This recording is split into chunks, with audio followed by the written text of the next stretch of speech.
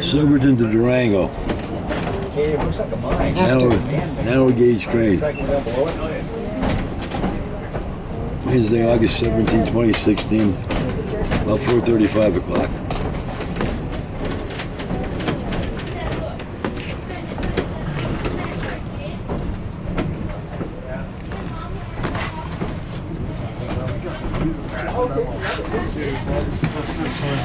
Battery was going there.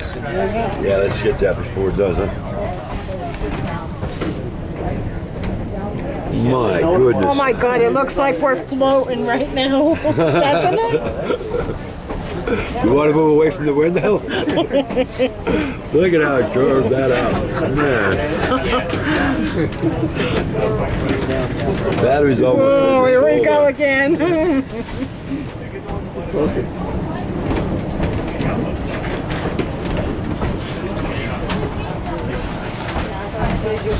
Okay, enough of this. Battery's dead.